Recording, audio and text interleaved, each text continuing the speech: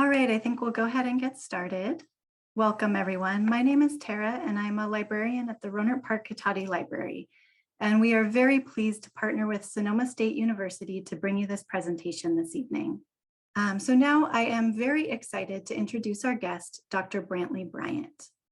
Dr. Bryant joined the SSU faculty in 2007 after completing his PhD in English at Columbia University. His research and teaching interests include later medieval literature, Chaucer and his contemporaries, interdisciplinary approaches to literature and history, women's writing, the history of sexuality, intersections of medieval literature and popular literature, public outreach on behalf of literary studies, and recent developments in post-human approaches to literature. His current long-term project is a book on representations of water in late medieval literature. He's here with us today specifically to provide some illumination on Sir Gawain and the Green Knight, one of the best known stories of King Arthur's legend, and of course, the inspiration for this summer's hit film, The Green Knight. This presentation will cover the 600-year-old original tale and explore its lasting relevance, a story from a fascinating and turbulent era. Please join me in welcoming Brantley Bryant. Hello, everyone. Thank you so much for being here. I will deliver a presentation for a while, and then we'll have room for Q&A. Thanks for being here. Thank you very much to Tara Emerson for the introduction, and thanks very much to Monica Samantha Hernandez, event specialist for Sonoma County Libraries. I do want to give a content notice at the beginning of this. My talk will feature discussion of violence, sexuality, and also death from disease. These are all very serious topics that will come up in the discussion of this medieval poem. I will also say I'm going to try to avoid spoilers. So if you haven't had a chance to read the medieval poem, or if you haven't had a chance to see the recent film, I'll try and talk about them in a way that sort of brings something to the discussion but doesn't spoil the experience of encountering either one of those two works. I do want to just take a moment to mention the English department at Sonoma State University. The English department at SSU has a variety of events that the public is very much welcome to. We have a series called Writers at Sonoma, which brings lauded and recognized poets and writers to the university to give readings. We've been doing that virtually lately, and then of course, when it's safe and appropriate, we'll move to in-person events again. In the spring, we often have a Sonoma Writers Festival and more. So I really encourage you to take a chance to think about the events there. We offer an undergraduate BA degree with 3 different tracks: English and American Literature, Creative Writing, and Pre-Teaching.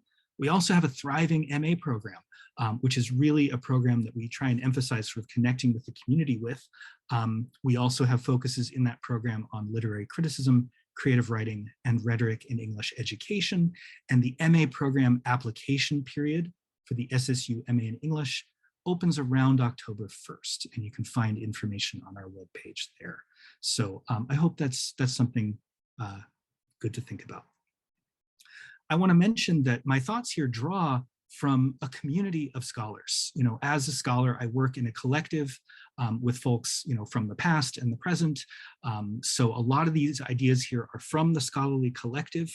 This is meant to be hopefully a pretty interesting public talk. So I'm not going to do the kind of really rigorous and precise citation that I would do if I were at a professional conference. I'll try and recognize names when I can, but please know this is the work of many people that's coming together here and not just one person speaking. There are a lot of names and dates in this discussion. So my email is easily found at the SSU website. It's brantley.bryant@sonoma.edu. If you have any questions or would like recommendations for how to follow up with certain things here, email me and I'll be glad to have a conversation about that. So let's get started.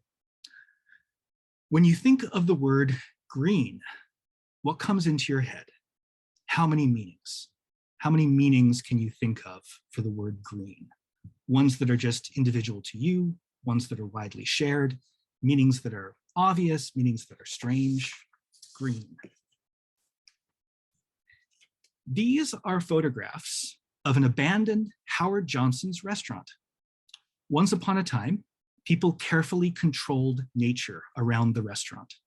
The grass was tended. The ornamental bushes near the door were neatly clipped.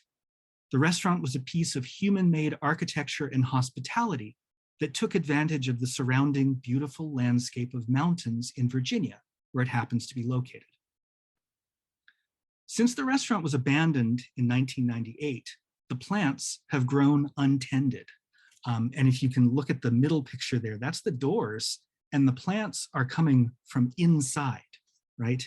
The plants and the ivy are filling the space and trying to open the doors as customers once did when they left after a meal. It's not exactly a grand ruin, but this example of the competition between the things that humans build and the green things that grow is striking to me. It asks questions about how we interpret this growth. It's kind of a glass half empty or glass half full question. Is this a depressing reminder that everything we build and clean and set up will eventually decay again? It's glass half empty. Or glass half full. Is this an optimistic sign of nature's exuberant, surprising, unceasing growth? The green is, after all, surrounding the building and bursting out of it. I hope you'll see as the talk goes on that there's an awful lot in common between this modest, slightly weird, abandoned place and the centuries-old legend of the Green Knight. I hope that you'll keep these images in your head as this talk goes on, a picture of natural growth interrupting the things humans build. And I hope you'll think about the questions this picture might make us think about, questions about permanence, growth, change, control, and unpredictability. Also, I do want to check, are folks able to see the shared screen all right? Please respond quickly in the chat. The images, generally speaking, there for you. Thanks very much. And if I do start speaking too fast, as I sometimes do, let me know in the chat. Okay, so today I'll be talking with you about a poem from medieval England that we call Sir Gawain and the Green Knight. When we think of poems right now, we might not think of storytelling, right? A lot of poetry that's popular right now is about thinking through feelings, dealing with memories, and making philosophical points. In medieval England, though, as in many times and places, poetry was the main form of storytelling. A good story was expected to be told with the rhythm and rhyme of poetry. So this poem tells a story of a mysterious green knight appearing at the court of the legendary King Arthur, and then the quest of Sir Gawain that follows. It comes out, I think roughly, if you printed it out, it comes out to about 80 pages, a substantial tale divided into 4 parts. The poem is from some time between the years 1360 and 1400 Common Era, and it comes down to us in just one copy, a manuscript, by definition, written by hand. The poem is composed in Middle English, an older version of English with different vocabulary, grammar, and pronunciation. The first line of the poem, for example, is "Sithin the sage and the assault what ceased at Troia," which means since the siege and the assault was ceased at Troy. Right? You can hear the difference in that Middle English versus the version of English I'm speaking right now. The poem is from a turbulent time, a time when poetry in English was being written more and more, when previously much literature in England had been written in the high status languages of Latin and French. It's from a time when new and difficult events seemed to stimulate the writing of poetry and stories in new ways to keep track of the changes from the usual to the strange that were happening almost every day. This medieval poem, in its one manuscript, was kept in private collections and libraries until it sort of came to prominence when it was noticed by British scholars in the 19th century, and since then has often been taught and studied. It has been translated into more readable modern English versions by J.R.R. Tolkien, the author of The Lord of the Rings, by American poet W.S. Merwin, and by current UK poet laureate Simon Armitage. The poem Sir Gawain and the Green Knight is widely regarded as a beautiful, puzzling, ingenious work of literature. In my opinion, it's one of the most interesting written works that has come down to us from its own particular time and place. I've read and taught this poem for some years now, and I think it has a lot to say and a lot that we can say about it. So when I say the medieval poem in this talk, I'll be referring to this one, Sir Gawain and the Green Knight. Now, this poem has gained more buzz, I hope, by the appearance of this summer's surreal, haunting film version, which adapts and changes the original story. The movie is directed by David Lowery, stars Dev Patel as Gawain, and comes from A24 Pictures, the company known for the movies Midsommar, Moonlight, Minari, Uncut Gems, Zola, and more. The film has the title The Green Knight, just The Green Knight, which is an interesting change from the usual title that we give the poem, which is, of course, Sir Gawain and the Green Knight. The film was shot in 2019 and ready for release in 2020, but was delayed by the pandemic, which gave the director time to work on further editing to the film, which then appeared in late July of 2021 in the United States, and is now also, I believe, widely available for streaming in the United States, though not in other global markets currently. So when I mention the recent film, that's what I'm talking about. The poem and the film show the deep progression and development of stories over time, from distant past to present. The world is full of stories and myths so widespread, provocative, and sustaining that they continue for centuries and spread in ways their earlier tellers might not have imagined. Though, of course, let's not forget that the spread of stories is also wrapped up in questions of violence, conquest, influence, and power, just as much as it is with wonder and fascination. The medieval poem is from around 1400, and the new film from 2021, a 600-year difference. They're both united, though, by being part of the vast network of stories that we call Arthurian myth, the tales surrounding Arthur, a legendary early king of Britain, and the people who shaped his life. The Arthurian legend was already very old when the medieval poem Sir Gawain and the Green Knight was composed around 1400. More on that later. That medieval poem itself was its own kind of dramatic, surreal adaptation. The medieval poem takes the long-term legends of Arthur and puts them in a new pattern for its time, asking big philosophical questions about honor, purpose, and the relation of humans to the natural world. The recent film keeps that spirit, changing the source story without hesitation and leaving viewers asking many questions. If you've seen the film, you know what I mean. Many questions. The Arthur legends, like many treasured stories from all across the world, are infinitely adaptable and have no set original. The Arthur legends are not like a modern fictional franchise like Star Wars or the Marvel Cinematic Universe. In these modern franchises, one central authority determines what is actually true, although of course fans can dispute that. Instead, however, Arthurian legend, from the medieval period through the centuries to now, sees constant change. This is a point that Dr. Kavita Mudan-Finn makes really well in a really cool Twitter thread about sort of the difference between modern day franchises and the way that Arthurian legends work.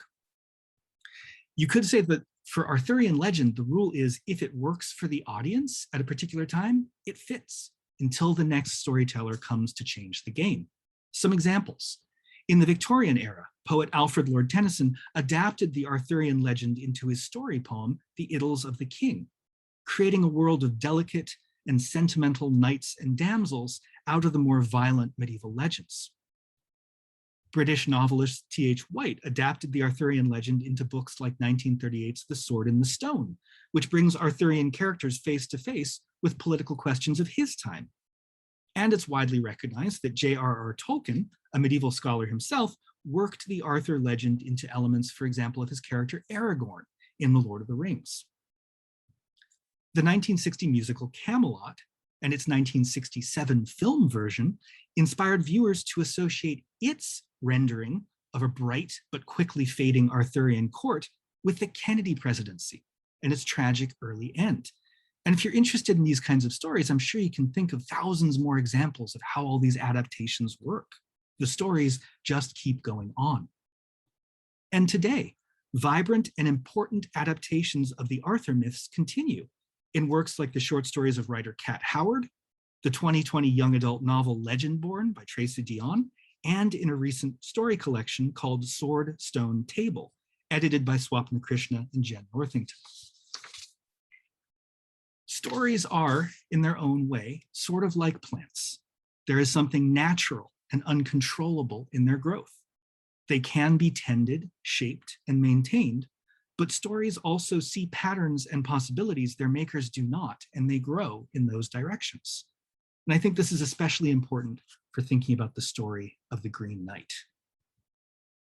Just want to check in really quickly. Volume and pace, okay? Everyone doing okay out there? Please answer in the chat if you'd like.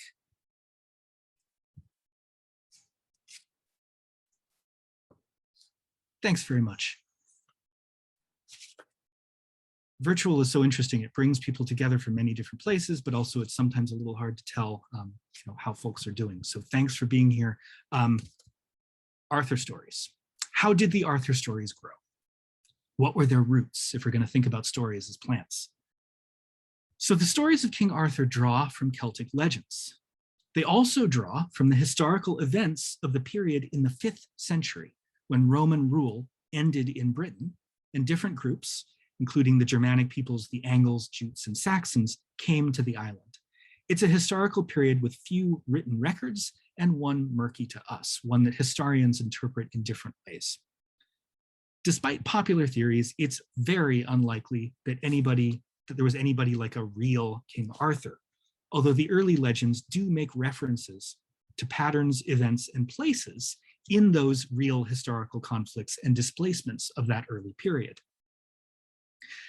As many scholars observe, within the long span of time that gets called the Middle Ages, people in different times and places adapted these early Arthur legends to make the points they wanted to make and to explore the questions that were important to them. The early Welsh history writer Nennius, writing around the year 800, gives us the first passage that names Arthur specifically as a character, depicting Arthur as a mighty leader and faithful Christian who violently repelled invaders. Then in the early 12th century, a churchman and scholar called Geoffrey of Monmouth wrote a work that made almost every later adaptation possible in one way or another. Geoffrey created a massive work called The History of the Kings of Britain, telling the supposedly legendary history of the island of Britain from its mythical origins to roughly the 7th century Common Era. As an interesting side note, Geoffrey ties British history to Greek and Roman legend.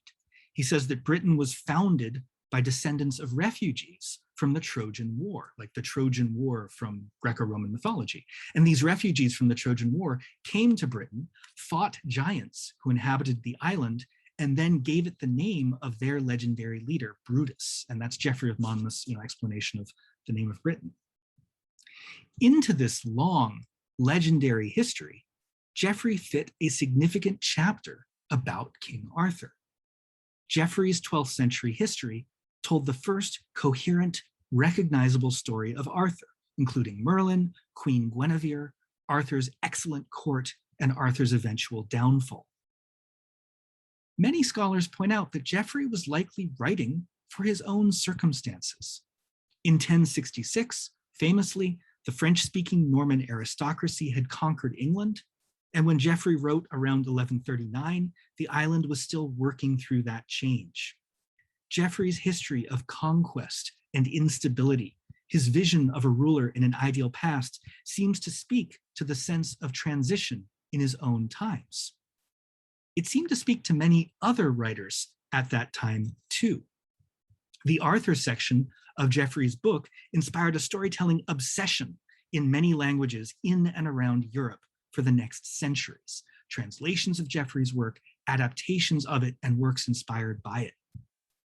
Arthur the King became a kind of central branch to which other stories were grafted.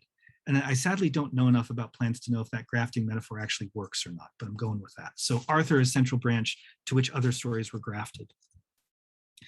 The spread of ideas about chivalry, roughly at the same time, meant that tales of knighthood became twined up with tales of Arthur, and so many knights of Arthur's Round Table kind of multiplied and got their own stories. Writers in France created elaborate tales mixing in traditions about love and adding the character of Lancelot, the most excellent yet ultimately fallible knight of the Round Table. The story of the Holy Grail became connected with Arthur's narrative. And of course, this is, I'm very, very much summarizing. These are all incredibly complex things that take many different texts, and there's just so much going on, right? But the story of the Holy Grail eventually becomes connected to Arthur's narrative. And in a certain sense, you could say that people telling the Arthur stories in the medieval period were almost fighting a battle with their stories. They were trying to sort of promote different views of the world. Some writers tried to make the Arthur stories an exemplary model of their idea of faithful Christian morality, whereas other writers chose different values to celebrate or to explore: violence, heroism, physical passion, or commitment to particular earthly rulers and loyalties in the interests of particular political projects.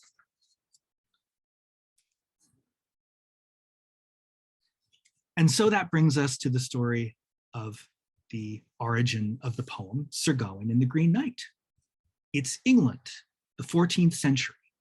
The Arthur stories have been thriving, told and retold for more than 300 years already in this time, the English 14th century, that seems very, very old to us. At least I'm speaking from California in 2021, so vastly distant in time and place. It's likely that potentially one pre-existing element of the Arthur stories may have been the tale of a mysterious supernatural knight who challenges Arthur's court. So in 14th century England, a poet took up this theme. The poet wrote in verse that combined the ancient rhythms of poetry in England with newer, stylish sounds of rhyme from continental Europe. And the poet speaks in lively voice that pretends it's telling the story in real time to an audience at a feast. The narrator claims that they have taken the story of the Green Knight from tradition, although the poem's own embellishments clearly make it original. They write, "I shall tell it as tit as I in tune herda with tongue, as it is stad and stoken and story stiff and strong, with leil lettres loken in lawn so hat's been long." This is the poet in their voice talking about the story they're telling. This part is actually a little tricky to translate, but it comes out to something like, "I will tell it right now out loud as I've heard it in town, set down and locked as it is in a brave and strong story, bound up in true letters as it's long been in this land." And here is the story, leaving out major spoilers. These are actually illustrations from the medieval manuscript. You can find these online if you search around. So these are actually illustrations of the text from the 14th century. The medieval poem, Sir Gawain and the Green Knight, starts with riotous New Year's celebrations in King Arthur's court. The poem says the court is the best possible, and Arthur is depicted as a young man, yet to see his later tragedies. It's sort of the glory days of the Arthurian court. Into the court comes a supernatural knight who astounds the gathering. He is immense in size, perhaps a giant or perhaps not, the poem says. He is clothed in fashionable attire. He is perfectly proportioned. He is massive and bearded, and he is all green. His skin, his hair, even the horse he rides right into the hall.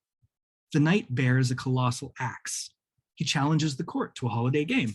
Someone will step up and behead him, the knight, with an axe, and then the knight will get a chance to behead them a year later. You see, the logic doesn't really make sense, right? If the knight gets beheaded first, how's he supposed to behead the person next, right? There's weird logic to it. After hesitating, Gawain, Arthur's dashing and polite nephew, depicted as a young knight, takes up the bizarre challenge, and he beheads the Green Knight. The Green Knight then, memorably, picks up his head, and the head announces that Gawain should seek him in a year at a mysterious place called the Green Chapel. The poem then beautifully describes the changing of seasons. Don't miss the changing of seasons part at the beginning of Fit 2, which is the second part of the poem. It's clear that time and season and cycles are really important to the poem and the poet. When winter comes around again, after that very, very elegant passage where the poem describes the passing of seasons, Gawain goes alone with his horse on a quest. He has no idea where the Green Chapel is, where he must meet the knight, and nobody else does either. So Gawain ranges through the country, far from Arthur's court, going from the celebrated center of civilization, in his terms, to unknown lands. Here's a funny thing about the medieval poem. It doesn't have the kind of fighting and dragons we might expect from stereotypes about medieval stories. The poem, Sir Gawain and the Green Knight, has monsters and fighting, but only briefly. For something like 10 lines of the poem, it mentions that Gawain encounters and defeats monsters in his journeys, but it's so short you could almost miss it. The real challenge of the poem is Gawain navigating the natural world and also Gawain navigating a strange social world. Because in the next part of the poem, Gawain arrives at a strange castle owned by a hard-partying lord and his charming and charismatic wife. The lord tells Gawain that the Green Chapel is nearby, and so all Gawain needs to do is wait and rest until his fateful day when he must meet with the Green Knight. To pass the time, the lord of the castle proposes what's sometimes called an exchange game. Every day, the lord will go hunting with his retinue, and every day Gawain will stay in the castle, and whatever each one, quote unquote, wins during the day, they will give to the other. This poem is clearly interested in unusual games and in promises which have unpredictable results. We saw it in the beheading game, and we see it here in this exchange game at the mysterious castle. Each day, for the next 3 days, the poem describes the lord going hunting and Gawain staying at home, not his home, the castle. And when Gawain is staying in the castle, he is approached enthusiastically by the witty and eloquent lady of the castle. The poem shows Gawain carefully negotiating the limits of noble behavior in his time when the lady talks to him about love. To reject the lady's conversation completely would be rude, but to speak too much about love with her would lead to, complications. The lady insists on kissing Gawain each day, a gesture complicated in this time and place that could be read as friendly, respectful, bonding, erotic, or some combination thereof. The Lord's hunting sequences are described in detail, as if we are meant to think of Gawain himself being hunted in that way. That's an idea that scholars have brought up. At the end of each day, the Lord brings home trophies from the hunt and gives them to Gawain, and each night Gawain gives the Lord vigorous kisses. Scholars of gender and sexuality have recognized an important queer subtext in the poem, and there's a lot to think about in terms of same-sex desire in the poem. On the third day, however, the lady offers Gawain a mysterious green girdle that she says will protect him from any harm. Fearing his upcoming encounter with the Green Knight's axe, Gawain accepts the girdle and breaks his game with his host by keeping it secret and not giving it away in the exchange game as he promised to. So in the very last part of the original medieval poem, Gawain goes to the Green Chapel. He had expected it to be a kind of chapel, like in the name, but instead what he finds is an eerie mound surrounded by vegetation and running water. There he meets the Green Knight. I'll avoid spoilers, but the audience of the medieval poem discovers that Gawain's choices at the mysterious castle end up affecting his fate when he meets the Green Knight. Works from distant times are rarely clear about what they mean to say. And so scholars and students of the poem explore possible meanings. One of the most captivating parts of the poem is the Green Knight himself, who appears only at the beginning and the end. Now, there's a sort of older interpretation. The Green Knight is just like this vestige of pre-Christian pagan religions. And I wouldn't say, and I'm agreeing with lots of scholars here, it's not quite that blunt, it's not quite that direct, but there definitely is something going on with nature and the Green Knight, which we can sort of make us think back to that overgrown restaurant. Because at the beginning of the poem, right, when the Green Knight enters Arthur's court, the court is in the midst of this celebration, which is sort of all about humans making their own space out of the natural things of the world. In the poem, the court of Arthur is a place of extreme craft, artifice, artificial. Everything in Arthur's court is shaped by human hands and skill. Fine food, totally separated from the idea of animal life from which it comes, musical instruments, expensive fabrics, trade. Games and dances are occurring in Arthur's court at the beginning of the poem, rituals of human society. There's even a part where significantly the poem mentions that the guests at Arthur's court washen worthily, or they wash very well before they sit down to eat. And so into this artifice comes nature and disorder in the form of the Green Knight. He is huge, perhaps a half giant, though also in the poem attractive by sort of conventional male beauty standards for his time and place. He doesn't carry the regular weapons of a knight, sword and lance, but instead a bob of holly and a great axe. He and his clothing and his horse are completely green. The poem tells us that, and this is a translation to present-day English, and the text is right at the bottom left of the slide. The poem tells us that, and this is everyone in the court, everyone marveled what this might mean, that a warrior and a horse might take on such a color, to grow green as the grass, and greener, it seemed, shining brighter than green enamel on gold. Now, there's a lot going on in this description. The Green Knight's utter greenness suggests both nature, think of the grass, and also sort of when humankind attempts to capture nature through their own artifice, think of the green enamel. And in this part of the talk, I'm very much inspired and very much drawing from the work of Professor Gillian Rudd of the University of Liverpool, who has a great book called Greenery, which is about sort of ecology in late medieval English literature. And one argument that Rudd makes, as well as sort of all this stuff I'm drawing from, is that the poem also says the Green Knight has birds embroidered on his clothing. And Rudd suggests that almost makes the Green Knight like a tree where birds would roost. So the Green Knight becomes this kind of host organism, a plant-like thing for all the birds on his embroidered on his clothing. Also, instead of the courtly games that were taking place in Arthur's castle, the Green Knight offers the beheading game. Deadly, weird, and absurd all at once. So I think in this moment where the Green Knight bursts into Arthur's court, the poem is asking questions about the fragile and artificial structures that human custom creates in the face of the strange and unexpected powers of the world. As Professor Carolyn Dinshaw of New York University has pointed out, the Green Knight's ability to live on after his head is cut off is not just this kind of grotesque thing, it's also kind of like a vegetable kind of life, right? To live without your head cut off is plant-like in a way. The Green Knight is nature where it's not supposed to be.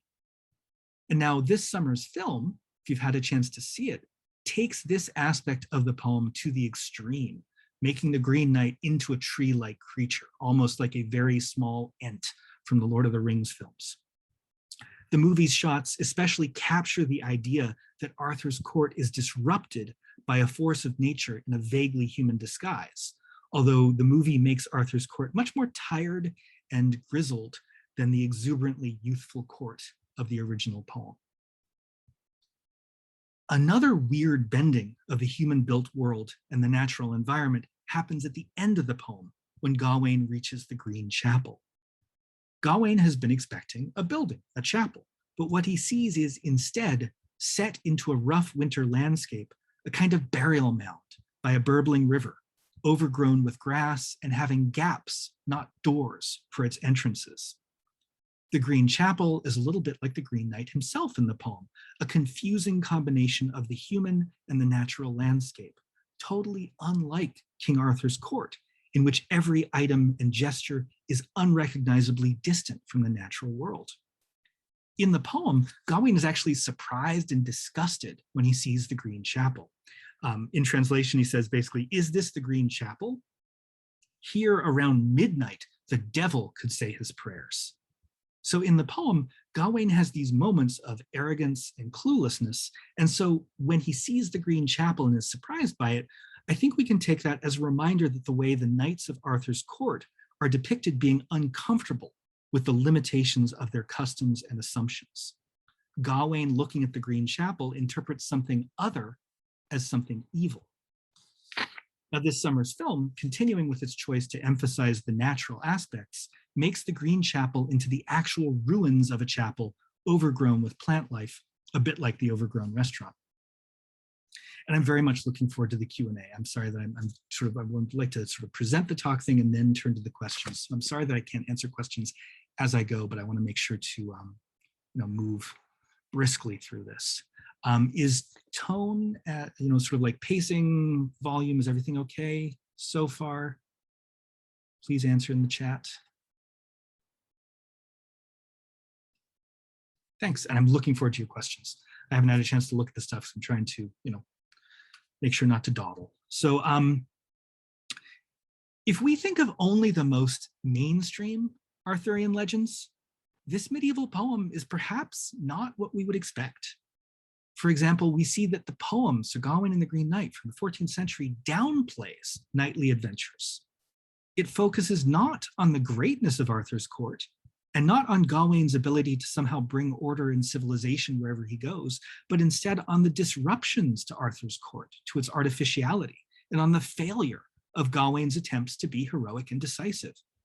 It's a funny kind of deflated poem, kind of sad trombone, and it seems very skeptical. And it's skeptical in a way that we might say is modern, but to say that the poem seems modern is to assume that complexity, wit, nuance, and realism are all things that only we modern day people have. Instead, the medieval poem Sir Gawain and the Green Knight is a great example of how art from distant times and places is not somehow simple, naive, or underdeveloped, but is just as complicated and intricate as anything we'd expect to find on the shelves of a bookstore today, freshly printed. And why might this poem have taken such a critical, dry, questioning view about knighthood, order, and the solidity of the things that humans build?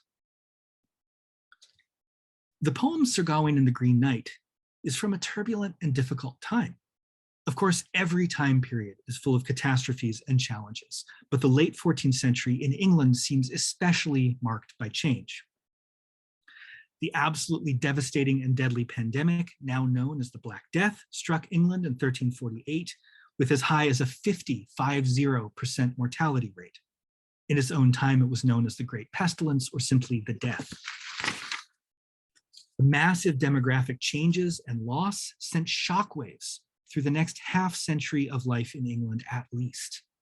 And the plague itself had notable recurrences in the period. Medieval England was, of course, an agricultural economy. A majority of the population worked in producing agriculture, supporting the small and very privileged segments of the population made up of folk like urban merchants, high nobles, and major landowners. This drastic population change actually made it good for laborers who could ask for higher wages. It also activated a land market for small landowners. And this led, in turn, to the powers that be imposing laws that restricted wages and movement to try to keep things under control. And all through the century, before the Black Death had even struck, England was fighting a prolonged war with France. At first, England had seen fantastic, even legend-worthy success in the war, but in the later decades of the 14th century, it faced defeat, demoralization, stalemate, and desperation. Continuous taxation to support the war, combined with other kinds of unrest and distress, led to social upheaval, and eventually even a major violent mass rebellion in 1381. Also, at the top level of politics, things were highly unstable. In 1377, King Richard II came to the throne, and his reign is marked by confusion and struggle at the highest levels of politics. Now, King Richard II, Richard II, is not the famous King Richard III from Shakespeare's plays, but he had a turbulent reign full of political infighting and was eventually deposed. And there actually, of course, is a Shakespeare play about Richard II that is really interesting and is about his deposition. So just from these, very, very general details, you can understand that this must have been a remarkably shocking time. It was a time when many ideals and traditions and ways of doing things seemed incapable of holding up. Many poems from the time speak of the chaos. The poet Geoffrey Chaucer, well known for the Canterbury Tales, lived in this time and has a poem called Lack of Steadfastness that seems to reflect on certain aspects of the time in which he lives. And steadfastness in Middle English in this case means something like trustworthiness or reliability or responsibility. And part of the point of the poem is that just doesn't exist anymore. Some lines from the poem in present day English The world has made a permutation from right to wrong, from truth to fickleness, and all is lost for lack of steadfastness. And of course, it rings out a little better in the Middle English, and all is lost for lack of steadfastness. Writers of the time, like Chaucer and many others, accuse all segments of the community of abusing their powers and failing to hold up to their ideals. Writings of the time criticize priests, merchants, laborers, and many more. Knighthood and knights were also perceived to be in decline. People in England's political community seem to have held the belief that knights in England had once been noble defenders of the realm, that idea of the sort of imagined past golden age, but in recent years, they believed they had changed. Texts that we have from this time period show knights being criticized as unmotivated, unskilled, or interested only in profit, or more like business people than actual knights. In 1377, a complaint was actually made in Parliament that knighthood in England was declining because it was no longer properly supported. And this is a quotation from the Rolls of Parliament. This is a record of the sort of medieval Parliament meetings. So it's sort of in officialese for the time. It's a little complicated, but I wanted to bring in the direct wording because this is actually, something that's being talked about in England's governmental gatherings in 1377. It's translated out of Anglo-Norman French into modern day English. And so in Parliament in 1377 in England, they're saying, the illustrious knighthood of the kingdom had long been well nurtured, cherished, honored, and nobly rewarded for their many good deeds. Now, however, since their knighthood had been rebutted and scorned, and all other virtues scorned, and vice prized, promoted, and honored, and not punished or chastised at all, so had their same knighthood in the hearts of good and virtuous persons been greatly cast down, wherefore no man has any inclination these days to do good. This is what's often called the crisis of chivalry, a time when so many social changes and turbulence is going on, that sort of ideas of how knights function in a society that previously sort of used them a lot is up in question. So old systems of order, status, value, and even military organization were perceived as breaking down. Although again, historians know that sort of the idea of a lost golden age is usually doing other kinds of ideological work. So this is the world of the poem Sir Gawain and the Green Knight. The sense of strange and impossible pressures from outside, the questioning of the institution of knighthood, the focus on the vulnerability of Arthur's court. Although the poem doesn't directly bring these things up, it seems to be reacting to them, asking questions. Professor David Coley of Simon Fraser University, whose work I'm also drawing on for this talk, has in fact made a detailed argument that in the poem, it almost seems like Arthur's court represents the world in England before the plague, and the mysterious castle that Gawain goes to seems to represent the experiences of noble life after the plague, to very, very quickly sum up part of his argument. So is the poem capturing the destabilization of an uncertain time? Is the poem asking questions in hope to get people to improve? Is the poem trying to tell a story that in some way consoles readers by showing a well-known hero encountering a mysterious and unbeatable foe, the Green Knight, and if he fails, then what can the rest of us do? One thing I'd say is I think the poem is pointing out that chivalry has always been an inadequate way of facing the world's complexities and nuances, and the poem is audaciously saying that that was always so, even in the legendary days of Arthur. And whatever way you interpret the poem and whatever way folks think about it, inarguably, it's an immensely sophisticated and complex literary response to a time of questions, uncertainties, and turbulence. And so just a little bit about the recent movie, and then I'll wrap up and move to Q&A. What about the recent movie? The Summers film captures many aspects of the poem, although it changes the plot significantly. And this is actually a really fun time for medievalists because colleagues and friends and fellow scholars are commenting this and debating about it and appearing on podcasts and stuff like that. So there's a lot out there. If you just look for like medievalists, Sir Gawain and the Green Knight, there's a lot to find. I didn't have time to sort of make a list of all that, but there's a lot out there like literally right now of professional scholars of the medieval with all kinds of different expertise talking about this film. So I would say the film echoes the poem's ideas about the power of nature against human-made things. In fact, the film boosts that natural aspect considerably, changing the Green Knight from a green-skinned giant in the poem to a tree-like creature complete with the creaking of wood in the movie. The film captures the medieval poem's questions about knighthood and honor. Dev Patel as Gawain captures the desperate, often confused Gawain of the poem in a memorable performance that I hope will gain awards. The film also very much captures a sense of sadness and the passing of time that is in the poem, although the film is less interested in capturing the momentary jokes, wit, and courtly splendor that the poem sometimes celebrates. The film makes two especially notable choices. First, it focuses on a mature Arthurian court. In the medieval poem, it's very emphasized that Arthur and the Round Table are depicted in their earlier days. Arthur is referred to as somewhat childgared, or somewhat child-yeared, a little boyish, a little immature. The recent film, however, depicts Arthur as near the end of his reign. Eye makeup, for example, specifically makes the Arthur of the film look wan and sickly, and at one point he complains about having a toothache. I would argue that this change helps isolate Gawain, emphasizing that he is in a new generation of the Arthurian court, as if he's a young person thrust into a world already wasted and looking at what he's going to do about it. The film emphasizes world weariness. The camera at one moment pans over a field of felled trees, and in another moment lingers on a battlefield. In the medieval poem, Gawain does travel through a mysterious and desolate landscape, but the film renders it especially desolate, kind of turning the desolation up to 11. Perhaps the film invites us to question what damage has been done to nature, bringing up a very important 21st century question and concern. And also the second change is the plot of the film. As many scholars of medieval stuff who have watched the film have pointed out, the plot is considerably different from the medieval poem. The medieval poem, Sir Gawain and the Green Knight, features a tightly constructed plot that locks together and leaves very few loose ends.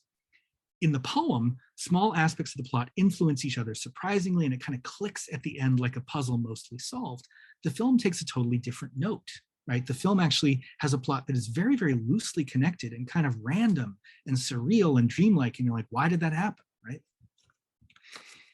Interestingly, the film itself matches many other medieval texts. It doesn't match Sir Gawain and the Green Knight, but it matches lots of other texts from the Middle Ages about Arthur and about other knights and heroes and such.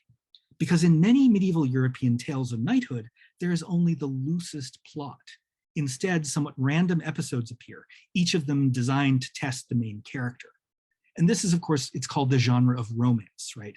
The genre of romance often is sort of almost about randomness. Knights will often ride out with sort of some goal, but then they encounter lots and lots of things not directly related to that goal. It's almost like the structure of an open world video game. Then, of course, readers of medieval romance are given the task of seeing, like, how does this fit together? How can I associate these things? The story doesn't all put them together in a plot, but the reader makes them all kind of make sense.